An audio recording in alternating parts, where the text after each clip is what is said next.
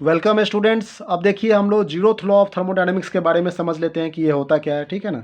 ये zeroth law क्यों पढ़ा, क्योंकि ये एक्चुअली थर्मोडायनेमिक्स के 3 लॉज हैं, फर्स्ट सेकेंड, ठीक है ना, और उसके बाद ये डिस्कवर हुआ था। और ये चूँकि बहुत ही बेसिक फंडामेंटल लॉज है, ठीक है ना, तो इसका नाम इसको जनरली फर्स्ट और सेकेंड से पहले होना चाहिए था। तो या तो हम लोग फर्स्ट वाले को नाम चेंज करके सेकंड करते और सेकंड वाले को थर्ड करते, तो इसे फर्स्ट कर देते, ठीक है ना। या फिर हमें पता ही है जब 1 से पहले 0 आता है तो जो नाम पड़ गया 1 और 2 वो पढ़ ही गया था, ठीक है ना। और उससे पहले 0 आता है तो हमें कोई दिक्कत ही नहीं, हमने उसका नाम जीरोथ लॉ दे दिया।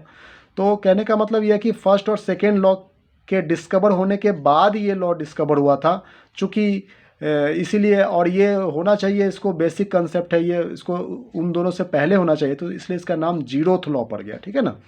तो जीरोथ लॉ ऑफ थर्मोडायनेमिक्स है क्या एक्चुअली, ये तो अभी मैंने बता दिया कि क्यों नाम पड़ा, लेकिन अब इसके बारे में समझ लेते हैं।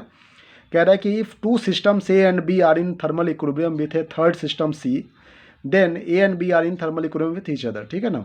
मान लो ए और बी दोनों थर्मल इक्विलिब्रियम में है। थर्मल इक्विलिब्रियम मतलब दोनों की टेम्परेचर सेम है। मान लो ए बॉडी और बी बॉडी दोनों 40 डिग्री सेल्सियस है, ठीक है ना। और तीसरा body with a third system C, then A and B are in thermal equilibrium with each other. मतलब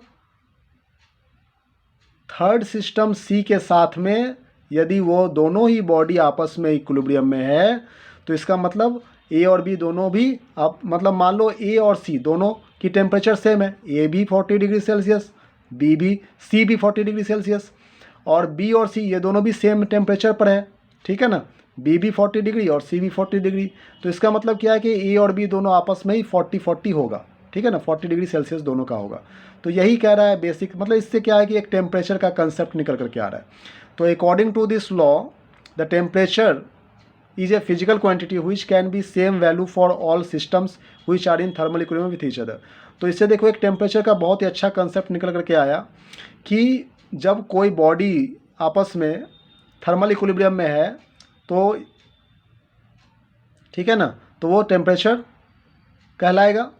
the temperature is a physical quantity which has the same value for all systems, ठीक है ना, which are in thermal equilibrium.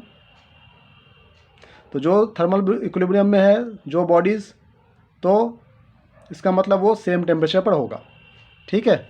तो यही zeroth law of thermodynamics है, इससे हमें temperature measure करने का इंस्ट्रूमेंट थर्मामीटर डिस्कवर हुआ था। Thank you very much.